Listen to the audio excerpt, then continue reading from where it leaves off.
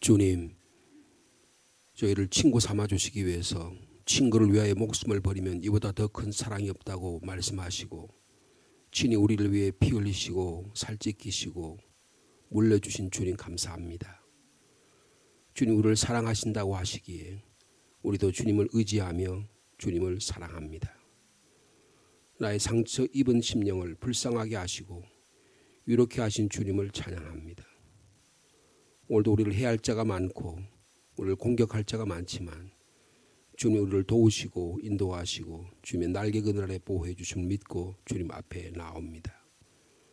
우리 인생이 날마다 말 못하게 어려운 도전과 위기와 두려움과 공포 가운데 있지만 주님께서 우리를 요단강같이 기적같이 건너게 하시는 그 은혜로 인하여 오늘도 주님의 말씀을 의지하며 주님께 나아옵니다. 주님 우리를 영원한 천국에서 주님을 찬양하는 그날까지 저희를 우리의 삶 가운데 찬양과 기도와 말씀이 끊이지 않도록 주님께서 함께하여 주시옵소서. 오늘도 귀한 자리에 말씀과 기도와 찬양의 자리로 불러주셨으니 말씀 들을 때 성령께서 우리에게 찾아오시고 기도할 때 말할 수 없는 성령의 탄식의 소리가 들리는 귀한 기도의 자리가 되도록 주님께서 축복하여 주옵소서. 예수님의 이름으로 기도하옵나이다. 아멘. 사사기 3장 12절 말씀부터 30절까지 말씀입니다.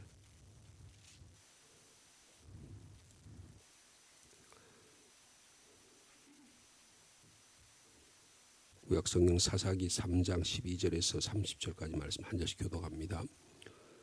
이스라엘 자손이 또 여호와의 목전에 악을 행하니라. 이스라엘 자손이 여호와의 목전에 악을 행함으로 여호와께서 모압 왕 에글론을 강성하게 하사 그들을 대적하게 하시매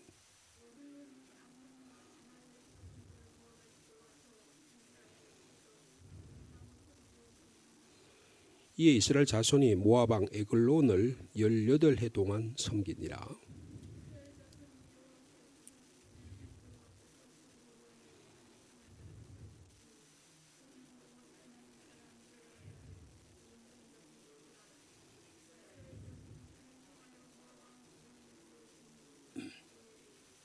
에웃의 길이가 한 규빗 되는 좌우에 날선 칼을 만들어 그의 오른쪽 허벅지 옷 속에 차고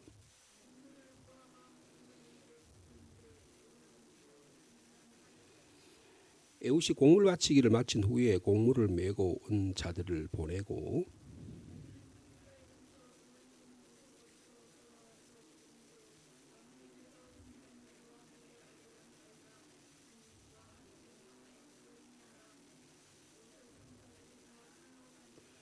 에웃이 그에게로 들어가니 왕은 서늘한 다락방에 홀로 앉아 있는 중이라. 에웃이 이르되 내가 하나님의 명령을 받들어 왕에게 아랠 일이 있나이다 하매 왕이 그 좌석에서 일어나니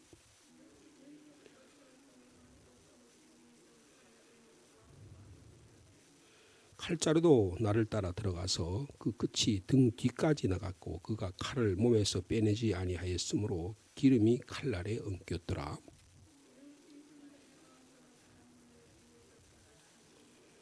에웃이 나간 후에 왕의 신하들이 들어와서 다락 문이 잠겼음을 보고 이르되 왕이 분명히 서늘한 방에서 그의 발을 가리우신다 하고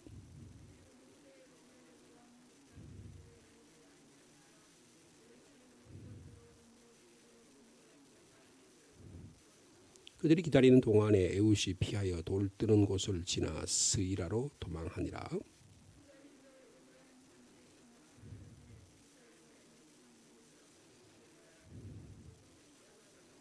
그들에게 이르되 나를 따르라. 여호와께서 너희의 원수인 모압을 너희 손에 넘겨주셨느니라 하매 우리가 에웃을 따라 내려가 모압 맞은편 요단강 나루를 장악하여 한 사람도 건너지 못하게 하였고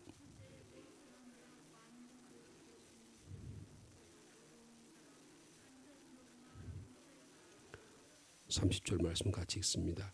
그날에 모압이 이스라엘 수하에 굴복하매 그 땅이 80년 동안 평온하였더라. 이제 사사의 두 번째 사사 지금 에훗을 소개하고 있습니다. 에훗은 어디 출신이라고요? 우리 첫 번째 사람은 어디 출신이었죠? 온니엘은 유다 출신이었잖아요. 유다 지파였어요. 근데 오늘 출신은 어디 출신이라고요? 베냐민 지파라고 그랬죠, 그죠? 그러니까 베냐민 지파의 아들이었다 그렇게 이야기합니다. 그러니까 여러분 저희들이 1장과 2장에 3장 6절까지 저희들이 말씀을 보면서 이 남쪽 지방부터 소개를 하나 했었죠. 그러니까 지금 유다 지역이 제일 남쪽에 속하는 것입니다. 그래서 유다 지역 그 다음에 사사 시대는 12시대에 12사도를 이야기하는 각 지파별로 한 사람을 이야기한다 이렇게 이해하시면 좋을 것 같아요. 지금 베냐민 지파를 대표하는 이분을 에훗이라고 하는 사람을 들어 쓰여서 하나님이 사용하신다. 그런데 이 앞에서 이야기했던 온니엘하고는 많이 차이가 있죠. 온니엘은 하나님 영이 임해가지고 그리고 사사가 되어서 그들을 하나님이 구산왕 리사다임을 하나님의 그의 손에 넘겨셔서 이기게 했다. 아주 멋있는 하나님이 역사하시는 그런 장면으로 나오는데 오늘 보면 어떻습니까? 굉장히 아이들한테 이런 이야기를 들려주면 재밌을 것 같아요. 제가 이걸 말씀을 묵상하면서 유치부 아이들에게 이야기를 조금 만화같이 좀 이렇게 드라마틱하게 이렇게 얘기를 해주면 애들 참 재밌어 하겠다. 그런 생각이 들 정도로 있습니다. 여기도 똑같이 모든 어저께 잠깐 말씀드린 대로 이스라엘의 배신, 하나님 앞에 악을 행했다는 거죠. 배신이 나오고요. 그 다음에 하나님께서 모압 왕 에글론이라고 하는 왕을 통해서 이스라엘을 징계하신다라고 하는 내용을 설명해요. 모압은 오늘날의 요르단을 이야기하는 것입니다. 요르단을 이야기하는 거예요. 그러니까 지금이 여러분 요단강 동쪽이 이스라엘의 현재 요르단입니다. 그러니까 지금도 현재는 요르단하고 굉장히 좋은 관계를 유지하고 있거든요. 근데 언제 또 이게 안 좋은 앙숙의 관계가 될지도 몰라요. 그래서 이 모압의 왕인 에글론을 몇 년 동안 통치를 받았다고요? 무려 18년 동안 통치를 받았습니다. 우리가 36년 일본의 통치를 받았잖아요. 18년 동안 통치를 받았다고 한번 생각해 보십시오. 노예 생활한 거 아닙니까? 그러니까 성경 이야기는 어떻게 보면 사사 이야기도 어떤 이야기 보면 가장 큰 출애굽의 사건이 모세를 통해서 하나님께서 애굽에서 430년의 죄와 사망의 노예 생활에서 구원시켜준 출애굽 사건이잖아요. 근데 이 앞에서 나타났던 온니엘이라고 하는 분은 이스라엘 백성이 이 아람 왕에 의해서 메소포타미아 왕에 의해서 8년 동안 통치를 받았잖아요. 근데 온니엘을 통해서 해방을 시켜주셨다 그런 이야기죠. 그래서 사사로 세우셔서 구원해 주셨다는 거잖아요.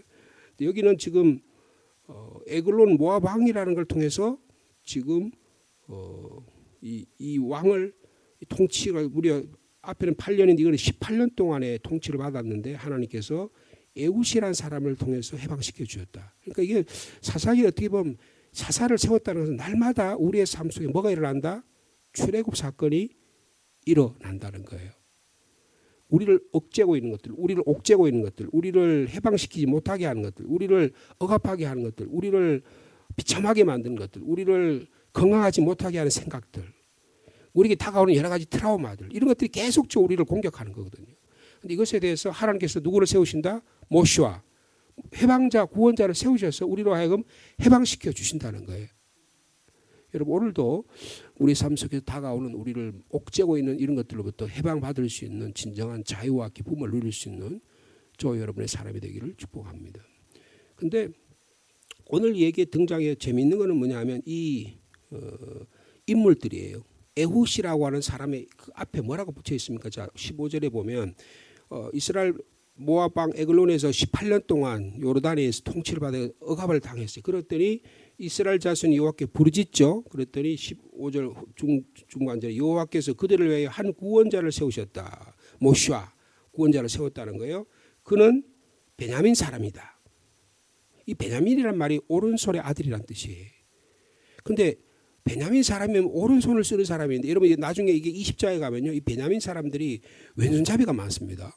그래가지고 양손을 써가지고 이 돌팔매질을 잘해. 그래서 이 11지파와 싸우는 내용들이 나오는데 여기 재미있는 표현은 베냐민이라고 하는 뜻이 오른손의 잡이 아들이란 뜻인데 진적 정작 에훗은 어떤 사람이에요? 왼손잡이. 이게 무슨 말입니까?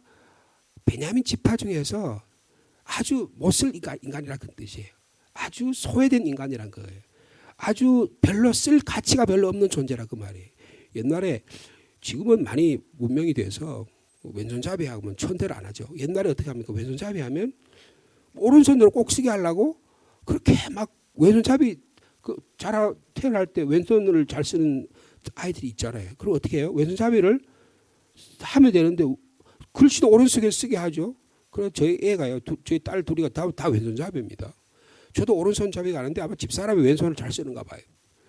근데 학교를 갈 때 우리 이제 독일에서 학교를 보려는데 그래서 왼손을 자꾸 쓰니까 글자를 쓸 때 이렇게 쓰는 거예요. 이렇게. 이렇게 쓰는 거예요. 그래서 이거 안 되겠다 싶어서 오른손으로 가르치려고 그랬더니 담임 선생님이 그렇게 하지 말라고. 독일에는 왼손으로 쓰는 가위도 있고 왼손으로 할 수 있는 게 다 있으니까 거기는 왼손잡이가 많은가 봐요. 왼손을 그대로 살려두라. 왼손잡이는 또 재주가 많대요. 그래서 왼손잡이를 그대로 뒀습니다. 근데 뭐 아무 문제 없이 왼손을 할 수 있는 거예요. 근데 우리 시대에만 해도 왼손잡이 하면 저거 뭔가 조금 비정상적인 거. 왼손잡이 하면 뭔가 잘못된 거. 이런 생각을 갖고 하는 거예요. 열등한 존재, 불결한 존재, 무능한 사람. 이런 취급을 당했어요. 근데 그 당시에도 이 왼손잡이라고 하는 뜻이 무슨 뜻이냐 하면 저 에훗은 우리 베냐민 지파 중에서 별 볼 없는 인간이. 그래서 제껴놓은 거예요.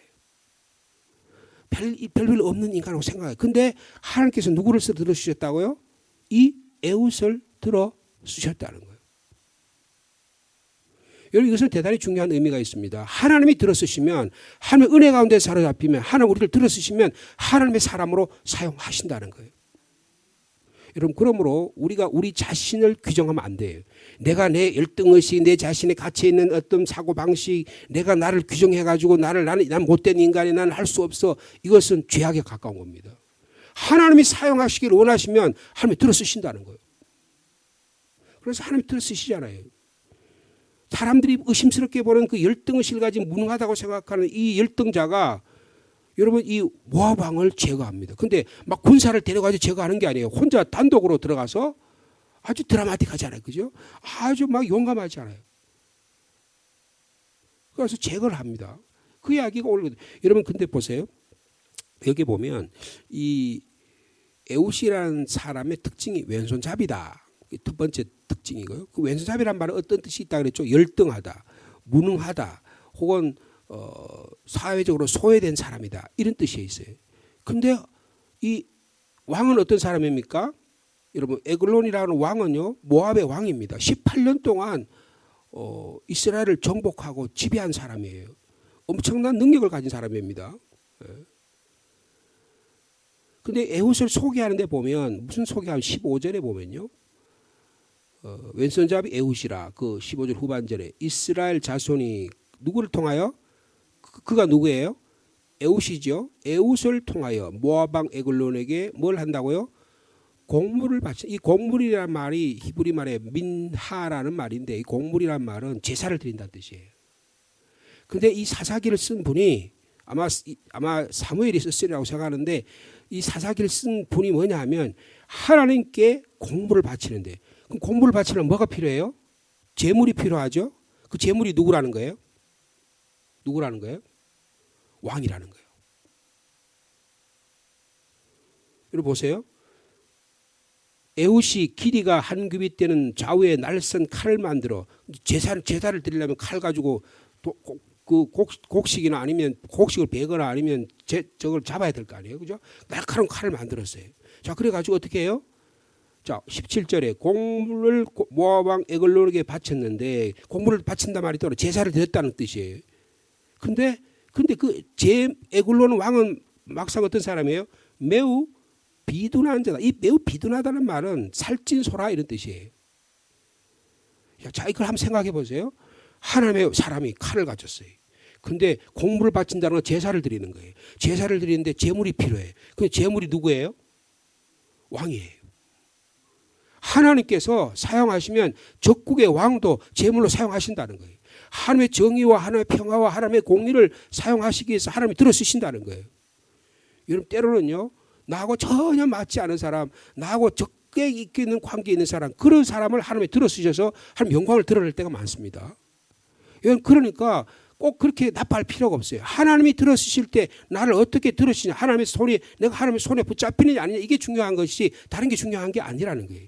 자기 열등의식이 사라지면 하나님 나를 사용하지 못하실 거야, 나는 별 볼 일 없는 존재야, 이거보다 더 어리석은 존재가 없다 그 말이에요. 내가 나이가 이렇게 들었는데 모세가 그렇게, 내가 살인자인데, 내가 옛날에 40대 때 팔팔할 때 그렇게 하려는데 내가 내 꿈이 다 좌절했는데 지금 내가 뭘 하겠냐, 아무것도 못하지. 그렇지 않다는 거예요. 여러분, 하나님은 곡물을 바치는 사람을 들어쓰셨다. 하나님께 희생제사를 바치는 예배의 정신을 가진 사람을 주님이 들어쓰신다. 그러니까 에훗이요, 이 지금 죽인 에글론이라는 왕을 죽이잖아. 이건 무슨 사건이다? 하나님께 제물을 바치는 거다. 예배 드리는 거다. 에훗이 에글론을 살찐 소를 죽였다는 거예요. 죽인 것은 에글론이 이스라엘 곡물로서 왕께 희생 제물로, 하나님께 희생 제물로 바쳐지게 된 거다라는 것을 말씀하고 있다는 거예요. 그러니까 이 에글론을 죽인 사건을 보면, 나중에 보면, 여러분 보세요. 29절에 보면 모압 사람과 싸우죠. 싸우는데 몇 명을 죽여요? 10,000명을 죽입니다. 근데 그들이 다 장사요, 용사라고 해요. 하나님께서 모든 재물을 하나님 들어 쓰신다는 거예요. 우리의 삶 가운데 하나님이 들어 쓰시면 여러분, 적들도 악한 세력들도 주님이 도구로 사용하신다는 거예요. 그러니까 근데 이 에훗이라고 하는 분이 꽤가 많죠. 전문 무슨, 이 사람의 전문이 뭐예요? 남을 속이는 거예요. 남을 속이는 거예요. 여러분 보세요. 지금 왕 앞에 가는데, 여러분 우리가 예를 들어 청와대 간다.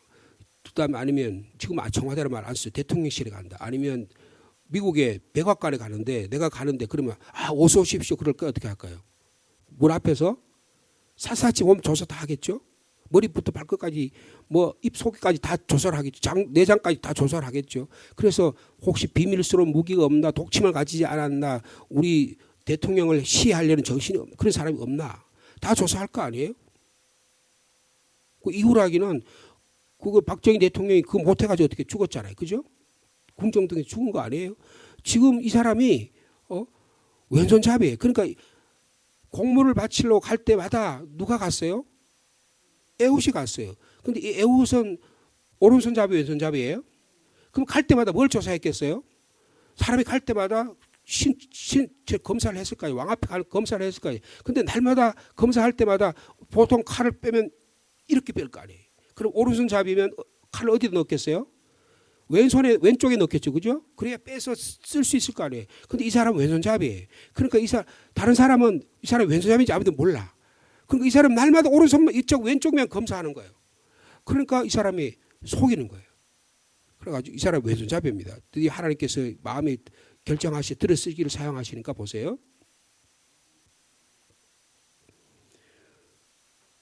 자, 에훗이 곡물을 마친 후에 곡물을 메고 온 자를 보내고, 18절입니다. 19절에 보니까 자기는 길갈 근처 돌 뜨는 곳에 돌아. 여러분, 길갈이 어떤 곳입니까? 여호수아에서 보면 하나님이 이스라엘을 공격할 때 사용하던 본거지가 길갈이에요. 근데 지금 이 사람들이 에글론 왕이 주로 어디에서 공격을 어디에서 했냐 하면, 여러분 어디를 점령했다면 13절에 그 알을 필요가 있는데, 에글론이 암몬과 아말렉 자손들을 모아가지고 와서 이스라엘 쳐서 어디를 점령했다고요? 종려나무가 어디입니까? 여리고입니다.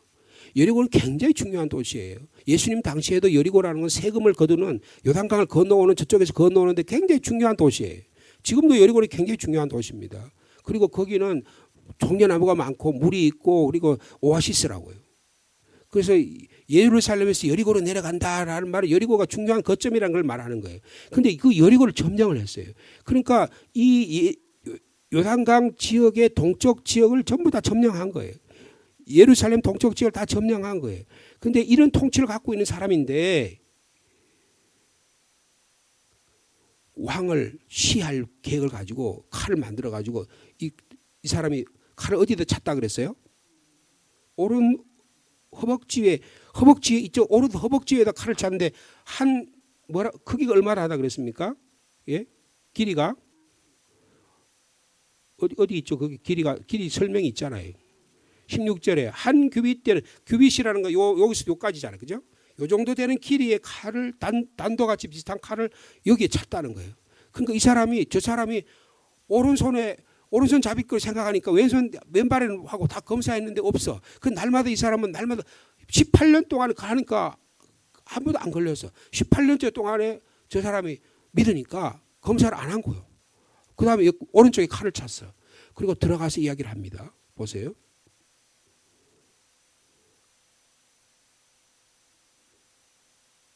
19절에 왕이여 내가 은밀한 일을 왕에게 아리려 합니다. 이 무슨 뜻일까요? 이 말을 들었을 때 왕이 어떤 생각이? 나한테 뇌물 바치려고 오는 거구나. 나한테 귀중한 걸 뭐 가지고 올라온 거야. 이렇게 생각한 거예요. 그래가지고 들어오라 그런 거예요. 그리고 너희들 다 신하들 보고 물러가라고 하는 거예요. 그리고 에훗이 들어갑니다. 다 들어갔는데 왕이 서늘한 다락방에 홀로 앉아있다. 위층에 올라 앉아있던 거예요. 아마 독실에 있었겠죠. 그런데 에훗이 뭐라고 하면 내가 하나님의 명령을 받들어 왕에게 아뢰 것이 있나이다. 여러분 지금 이 모압 왕들은 무슨 신이냐면 그모스라는 신을 섬겨요. 이 돌뜨는 곳이라고 하는 것은 길갈의 돌뜨니라는 곳은 그 앞에 이스라엘 사람들이 그 모압을 지나가려면 그모스라는 신을 통과해야 돼요. 그럼 거기가 절을 하고 말해 들어가야 돼. 그런 문화를 만들어 놓은 거예요. 그러니까 왕이 하나님께서 명령을 받들어 왕에게 아뢰 거니까 하나님을 자기들이 섬기는 자기들의 신은 그모스 신으로 생각하는 거예요. 우리 신이 이 에훗을 통해서 뭐에게 나에게 말하려고 하는 것보다 이렇게 속은 거예요. 그래서 그 자리에 일어나자 에훗이 왼손을 뻗쳐가지고 오른손 허벅지에 있는 단도를 꺼내가지고 칼에 왕의 몸을 찌릅니다.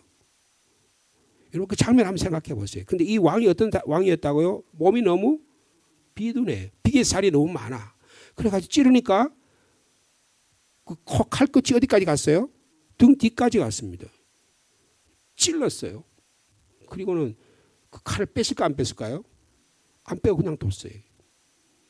근데 거기 보면 22절에 그가 칼을 그의 몸에서 빼내지 아니하였으므로 기름이 칼날에 엉켰다는 말을 이 성서학자들이 보니 이게 뭐냐면 창자를 흔들어 가지고 창자가 터진 거예요. 창자가 터져가지고 창자 안에 있는 온물이 다 쏟아져 나온 거예요. 그러니까 일국의 왕이고 위대한 왕이지만 하나님이 사용하시면 쓰레기 같은 인간이 된다는 거예요. 아주 비참한 인간이 된다는 것을 말씀하고 있어요. 그리고 다락문을 닫고 나옵니다.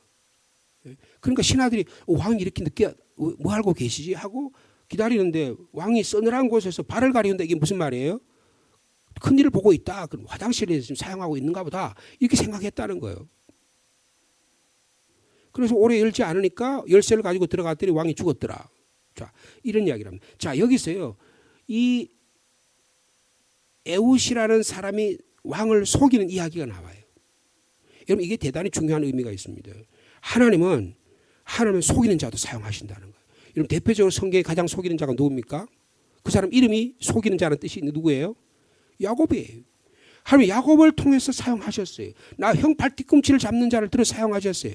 평생 동안 속이는 것만 전문이었어요. 그런데 하나님 그런 사람을 하나님이 헷가닥하게 만드니까 예수 믿게 만드니까 하나님의 사람을 만드니까 성령의 사람이 되니까 하나님이 들어 쓰신 거예요. 여러분 내가 나를 규정하면 안 돼요. 내 인격을 내가 판단하면 안 된다고요. 누가 판단하셔야 돼요? 하나님이 사용하시도록 하나님께 내어드려야 돼요. 여러분 야곱의 위대한 점이 뭡니까?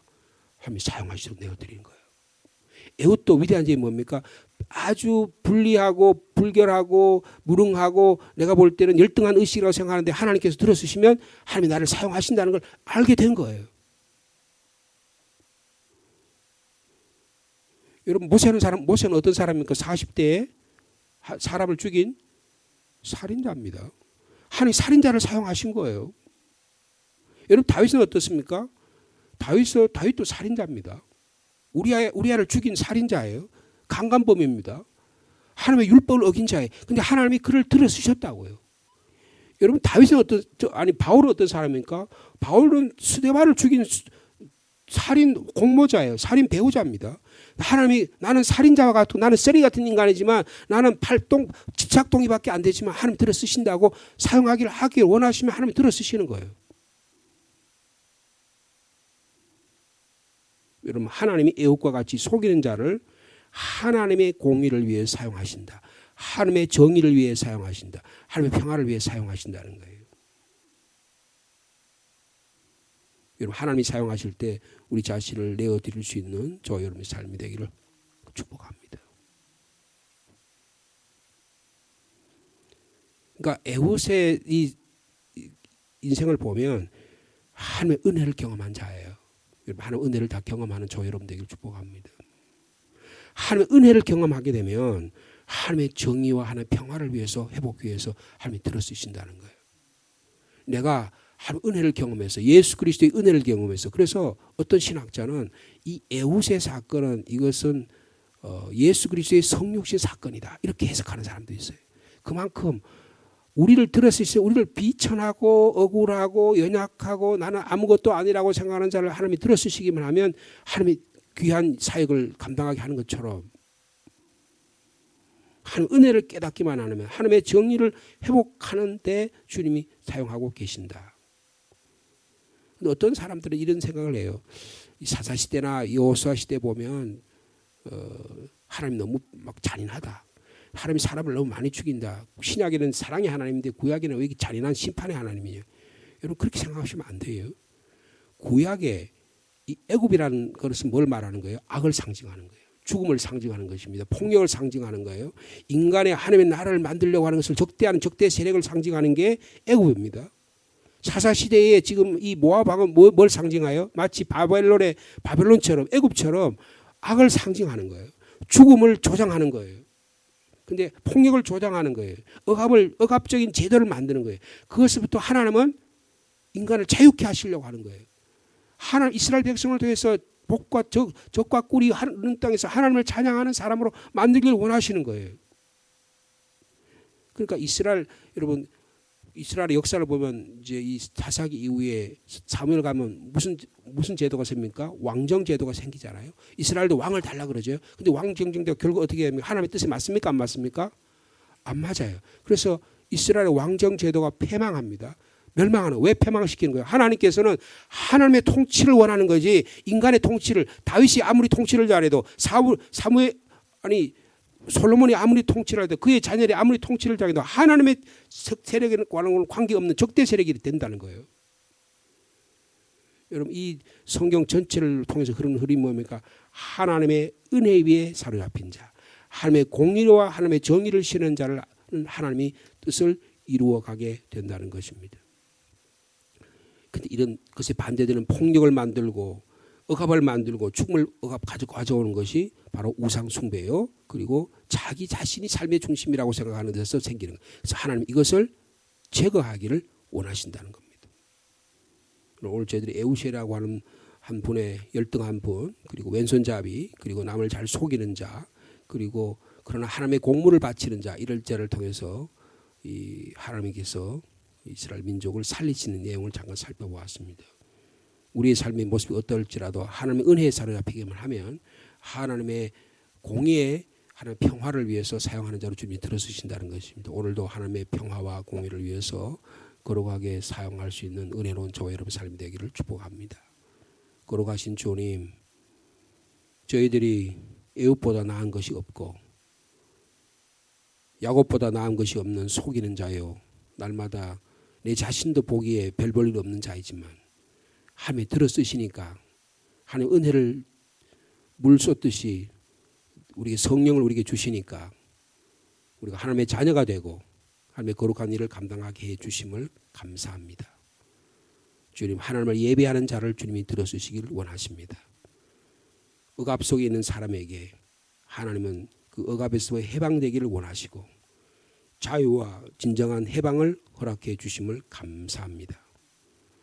주님, 우리의 삶 속에 우리를 억압하는 것이 무엇입니까? 우리를 하나님의 나라를 만들지 못하게 하는 것이 무엇입니까?